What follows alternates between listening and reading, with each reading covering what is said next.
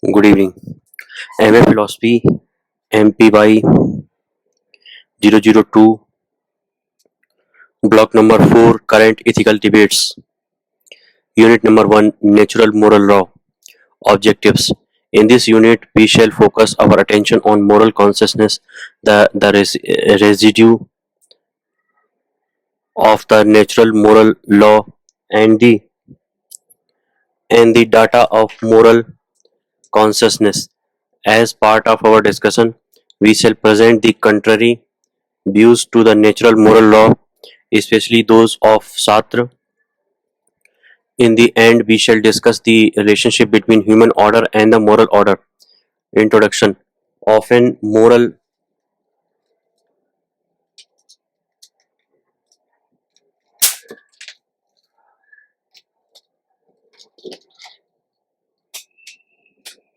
Often moral consciousness and moral experience are used in a synonymous sense, but we prefer to distinguish between consciousness and experience. Experience is whatever affects us in general, from Latin experi experire.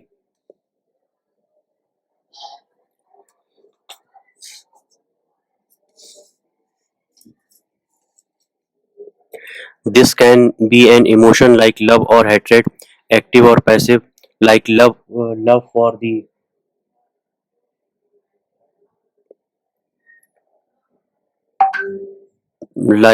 love for the person or love of a person.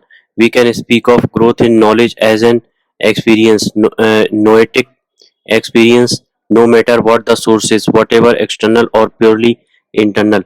It leaves its imprint on human person. Various experiences add up to human person's total experience of himself as a human person and form his human personality. But human person is not always aware of what has so affected him her in the past or even in affecting him her in the present.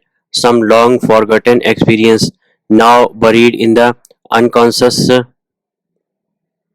is her upbringing by loving or unloving parents during the first few years of his childhood may be affecting him and his behavior here and now without his being aware of it. More generally, still more a human person is not always aware of what he really is, of his talents and capabilities, of the potentialities of his mind, heart and will.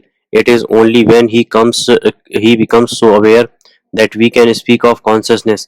It might very well be that human consciousness is never total.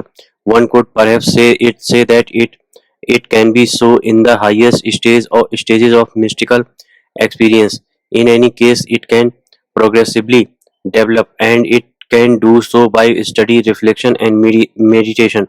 This process of development or of interiorization can be facilitated by such people as the psychologist, the philosopher, if need be the psychotherapist, and above all the spiritual master. Now, though human consciousness or self consciousness is an integral whole, we can for purpose of study distinguish in it different components. We are not referring here to those levels of the human psyche as described for example by Freud or Jung, the superego, the ego and the id, and according to the latter the collective unconscious. We are more simply referring to fields of human consciousness like the noetic consciousness, the atheistic, the aesthetic consciousness, moral consciousness, etc. We can distinguish one such field from another and characterize each one of them by their formal object.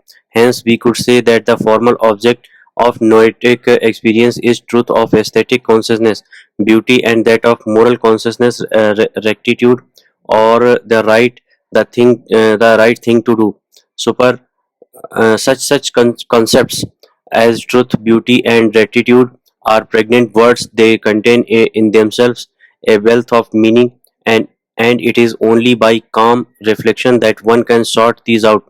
And it is what we are going to attempt to do now, to sort out the wealth of meaning contained in the concept of moral rectitude, or better still, we are going to try to bring out to our fuller awareness the elements or data of our moral experience. This passage from experience from consciousness is a kind of transit from the implicit to the explicit, from the non-thematic to the thematic, or simply forms the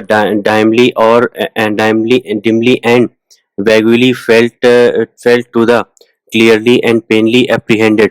At this stage of our reflection, we shall content ourselves with simply listing these data of moral consciousness. We shall pass some general remark where it seems useful, reserving for later in our second section a full philosophical uh, in inquisition on their meaning and implications to distinguish what is purely subjective to each one of us from what can be said to belong objectively to every normal human person. We shall have to constantly take into consideration the experience of other human person as far as we can gauge it both from our study of history and especially from our knowledge of other people in our everyday contact with them. The data of moral consciousness, surely the most immediate datum is that there are certain actions which are good and which one may do, and certain actions which are bad and which therefore one may not do. To put it simpler, some actions are allowed, some not. The more immediate or primary the datum is, the more it needs explanation. What is primary here is not what these actions are, but the fact of this distinction. We learn from our own experience and that of others that human persons can sincerely differ as to what actions are good or bad. Uh, what we are saying here corresponds to the scholastic tenet that the good is to be done and evil to be avoided is the first immediately known principle of practical reason. We shall explain later what practical reason is.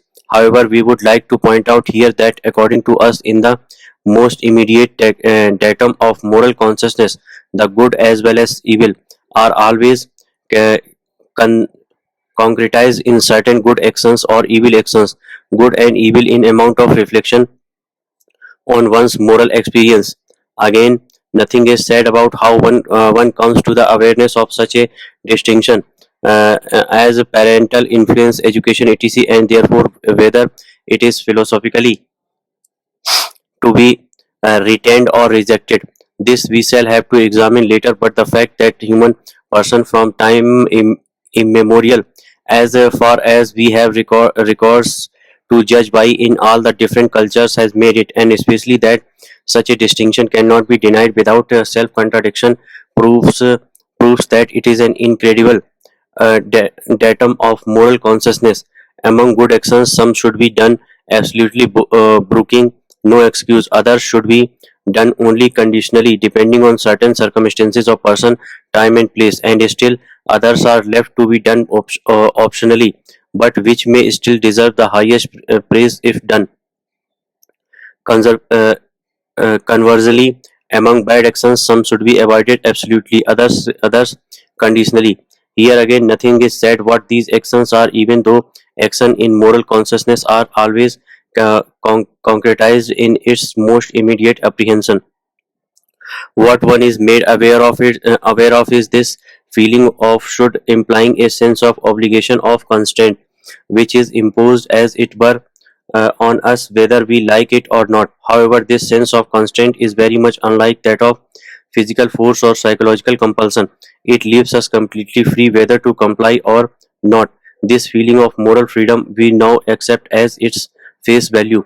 The sense of the absolute should is not something of our own making, left to our own subjective choice, unlike in other cases where we can freely oblige ourselves, as when we give a solemn promise. Here we find ourselves obligated before any decision of ours, and if This absolute should is not purely subjective, it is somehow objective. This datum is intimately linked with the former. It simply brings out the objectivity of the sense of moral obligation. No less clearly, I feel that this sense of absolute should apply not only to me but to every human person. If I understand that such and such an action is an absolute should for me, it is an absolute should for everyone, for anyone who understands it the same as I do. In other words, this absolute should impose itself not only on me but on every human person universally. Remember that we are not saying which actions in the concrete every human person understand to be universally obligatory, but this sense of the universality and the absolute should is given in the moral consciousness as clearly as its objectivity. Indeed, they are as immediate as the sense of the absolute should itself. Two of its essential aspect, so to say. Another datum of moral consciousness is that what is right should be done because it is right. In other words, the right imposes itself on me as its own ultimate end. This needs some explanation. It is immediately clear that if I do what is in itself right, but out of a bad motive, I am not really doing what is right. But that is not the point. Even if the motive is not bad, a religious motive, unless I reflective or not understand that so to act out of this motive, I to act rightly. I am not acting rightly. Hence, no matter how many motives I may have for my action, immediate motives, unless my ultimate motive is right, my action is radically vitiated. One of the most immediate data of moral consciousness is the sense of satisfaction when one does what one thinks to be right, and the sense of guilt when one does what one thinks to be wrong. And this independently of, indeed often in spite of, whether other people praise or blame one. And conversely, I find myself approving and praise others for doing what I think is right, and condemning and blaming them for doing what I think is wrong. In the light of modern psychology, much can and has to be said about this sense of guilt. We shall have to discuss it later. But notice that what is more important here is not so much this sense of guilt, but this passing of value judgments on my actions as well as on those of others, and consequently on myself as well as on others. But if we take this dictum of its face value, we find ourselves holding ourselves and other responsible for the action we and others perform.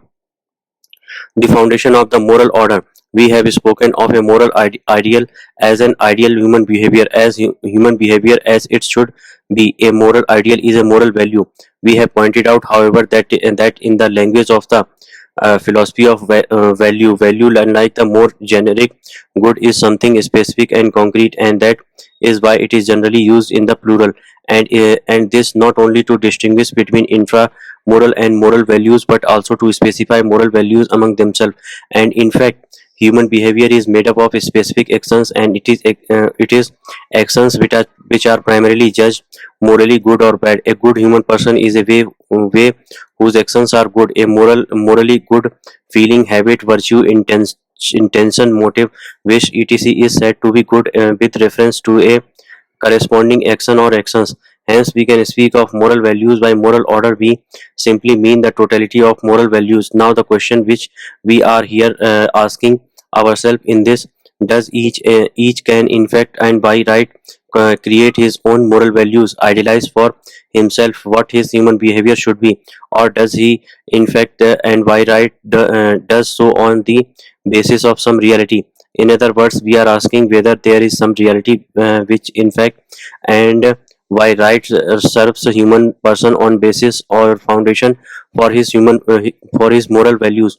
This question is indeed a pregnant one, for it contains within itself many other questions. Two questions are explicit: the question of fact, whether there is in fact such a foundation, whether human person does in fact consciously or unconsciously build his moral values on it, and the question of right, whether there should be such a reality, whether human person should build his moral values on it, but other questions are implicit.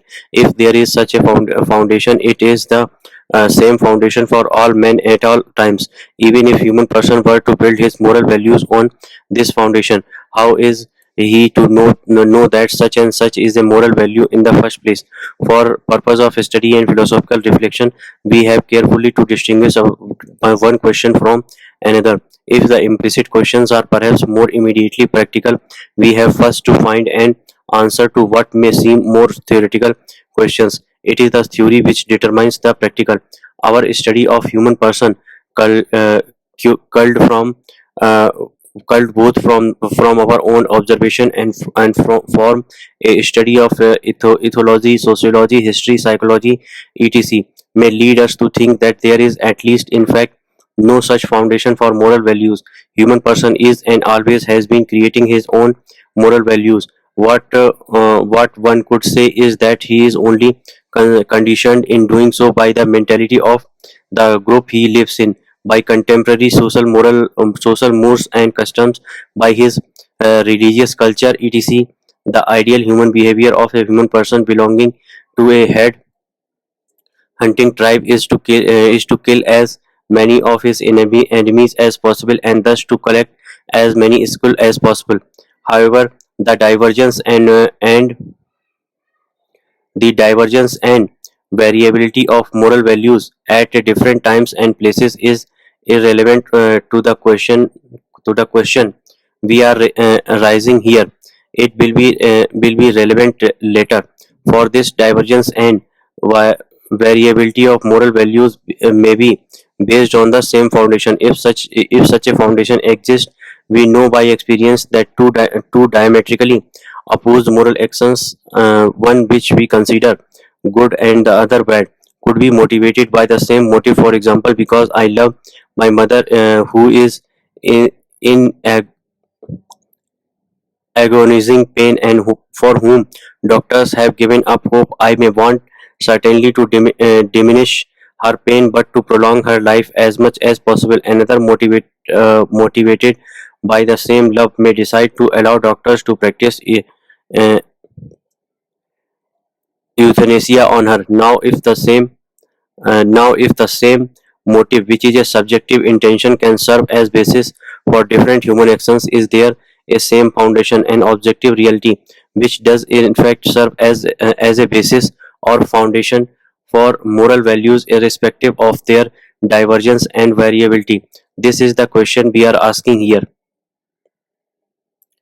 Exi- Existentialist humanism. Jean-Paul Sartre is a philosopher who has perhaps been succeeded to give expression to a certain way of feeling and thinking with regard to the question we have raised. Surely the way he articulates the problem and the philosophical terminology are particularly his, but the problem itself is human and the solution a common one. This is why we have chosen to speak of him in a particular way. In his best known book, Being and Nothingness, Sartre devotes only 3 out of 700 pages to the moral question. The book, as it clear from the title, is concerned with ontology. His moral theory is summarily presented in a title, but no less well-known book is Existentialism, a Humanism, and his various plays. However, as is always the case with moral philosophers, his moral stance depends on his ontological one. For Sartre, there is and cannot be an objective foundation for moral values.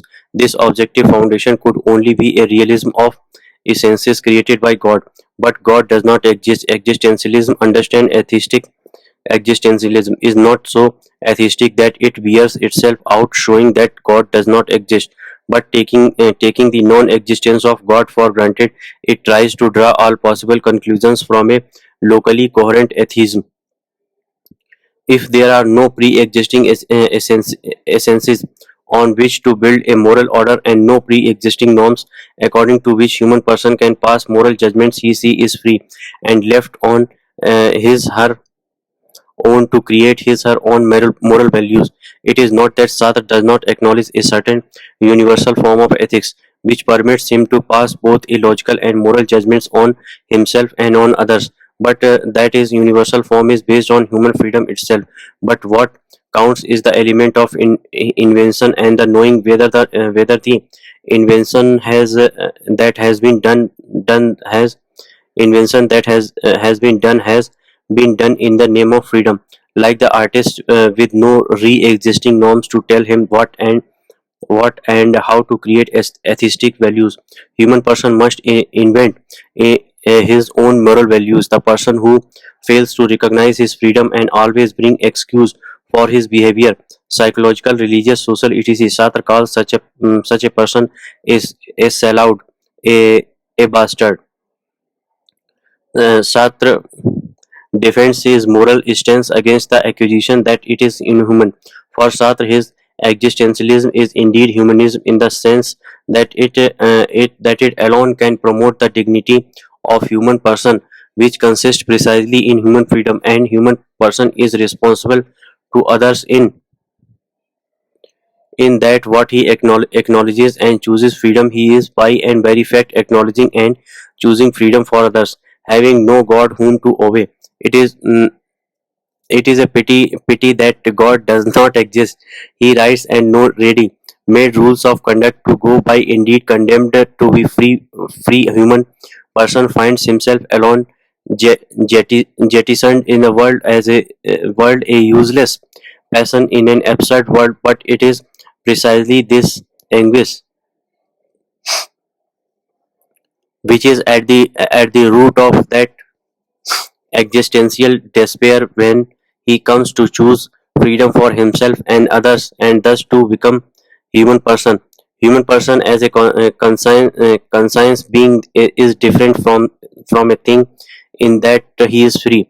A thing which Sartre calls the ensoi in itself is static, fixed, opaque to itself, determined, and therefore definable. Human person, the poor soi for itself, is dynamic, always in the making, transparent, undetermined, and therefore indefinable. If human person has his essence already prefabricated for him, he would be a thing, and his human dignity would be done away with. But his essence is what he himself makes of his existence in freedom. That is why for Sartre existence precedes his essence, and this is possible because in human person there is a gap, fairly between between the in itself and for itself, which permits human person to be what he is not and not to be what he is.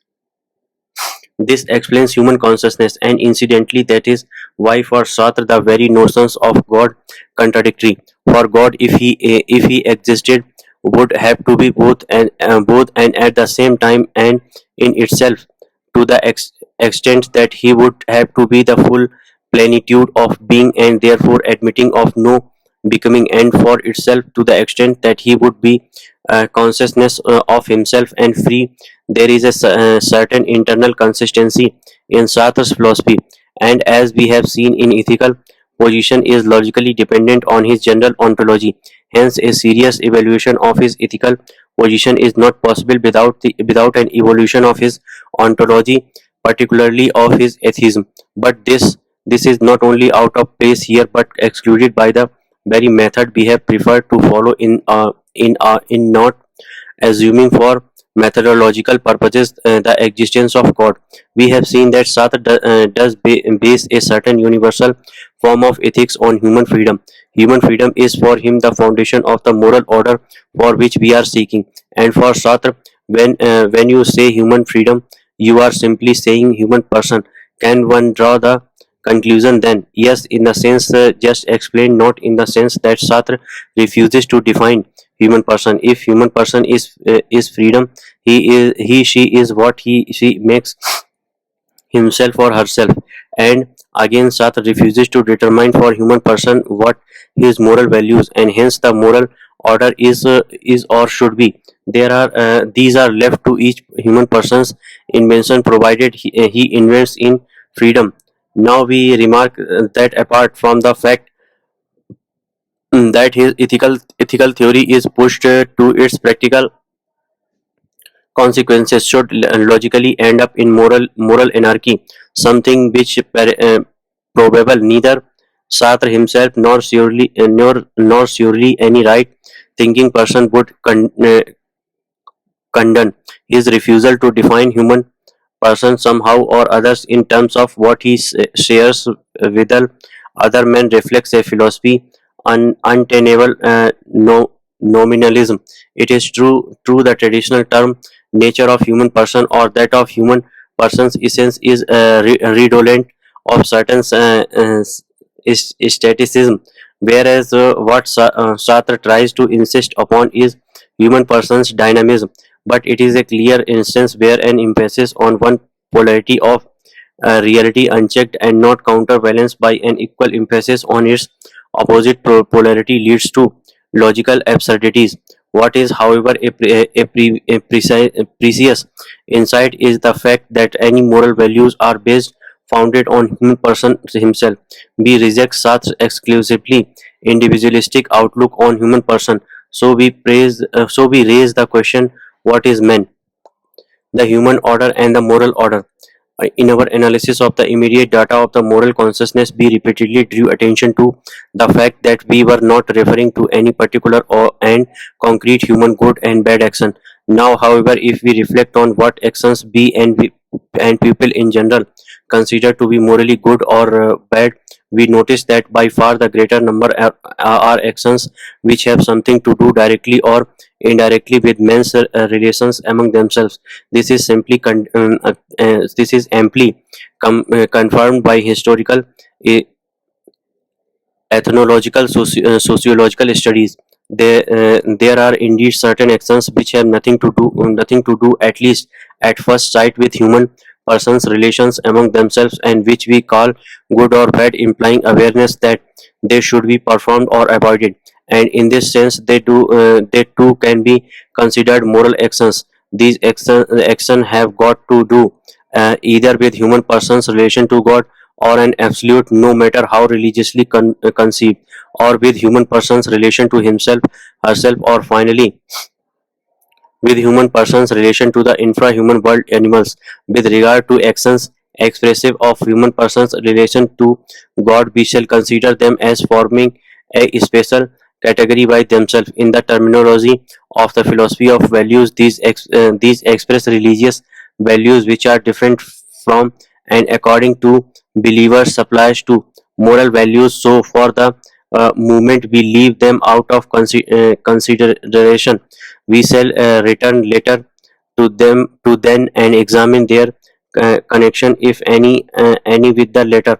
With regard to actions expressive of human persons relation to the infrahuman world, it is true that kindness to animals, for example, can be looked at as a morally right quality, even a virtue, and its opposite, cruelty to them, a morally wrong one. Similarly, with sexual bestiality, etc. But this moral qualification of right or wrong as applied to these actions or attitude is only applied in this way in an apologous sense. Love, strictly speaking, exists only between humans. When I say I love my dog, I am using the word love only analogically. Similarly, with my other attitudes towards the animals results from the awareness that if the same behavior is directed towards animals shows some traits of human person's character which is morally qualifiable. With regard to actions expressive of human person's relation to himself, self mutilation, suicide, uh, drunkenness, sexual self abuse, we notice first of all that they are more difficult to qualify as good or bad than the actions which are more clearly concerned with one's relation to others. As often given by those who see nothing wrong in such actions is that no harm is done to anybody except perhaps to him who performed them. This answer is this answer in itself is sufficient. Secondly, if one succeeds to show that these actions too are at least indirectly related to one's relation to others, in the case of drunkenness, a drunkard may cause great financial difficulties, unhappiness, and disruption to the family. It immediately becomes clear why such actions are morally quantifiable. Thirdly, the human person's relation to himself, which strictly speaking is no relation at all, can be better understood as we hope to show in the light of his relationship to others. Now, what is human persons? We do not mean here to make savant dissertations on human person. We simply want to put into relief one or two aspects of human person which are very important for our ethical reflection. It is certainly true that human person is an individual, that is a single particular human being. An individual person, though logically a member of the species, the human species does not exist as a part of a whole. He exists in his own right. This does not afford us much difficulty to understand what is not immediately clear, and hence somewhat more difficult to understand is the fact that man is a person. The English dictionary, which gives the meaning to a person as an individual human being, thus making no difference between an individual human and a person, is of no help here. What we mean by person is human as essentially related to other human beings. The word essentially is the key word. This relation to other men, that is his personhood, forms an integral part of his essence, and essence of his nature as a human being. And the more he becomes aware of his parenthood, and the more he lives accordingly, the more he becomes aware of himself as a human person, and the more he lives as a human person. Human personhood is his social dimension, a dimension which is not superimposed on human persons already constituted being as a human person, but which is a dimension constitutive of his human being as such. It is not merely that human person needs others to be born, to develop physically, intellectually, and to live a happy and useful life, but that he needs to recognition by others as a fellow human, as a person therefore, and not as an object to be made use of by other men to alter consciousness of himself as a human person. This is no modern discovery. This Aristotelico Tho- Thomistic doctrine has insisted all along that human person is a social animal. If there is anything new in the emphasis and centrality given it by modern psychology and the behavioral sciences, sociology, and the personalistic philosophy, it is this human interrelatedness which we are here calling the human order. It is not just the juxtaposition of human individuals as if there were self enclosed individual monad, and nor is it the conscious and deliberate choice of certain number of men choosing to live together in essential dependence of human person on other human person. And from what we have already said, it is clear that this human interrelatedness is the basis or foundation of human person's primary rights as a human person, namely to be recognized as a human person and not as a thing, as a subject and not as the object. And right of course corresponds to duties. It is true one should still ask why others should recognize him as a human person, on or in other words, why is there a moral obligation to them to do so, and conversely, why one should recognize others as men. Why is there a moral obligation for him to do so? If one were able to answer this question, one would be basing this foundation, so to say, on a deeper foundation. But is this question answerable? What this question ultimately boils down to, in the light of what we have said, is why should I recognize myself as a human person? Such a question shows that the questioner, if he is seriously asking it, needs more the psychotherapist than the philosopher to answer and handle him. This recognition in its double movement of myself as a human person by others, and of others as human persons by me, is surely basic to those human goods, in modern language human rights, which according to Saint Thomas are self-evidently, so intuitively apprehended, and cannot be deleted from the human heart. Of course, no believer in God as the ultimate and absolute foundation of whatever is would consider the ultimate and absolute foundation of the moral order to be anything but God.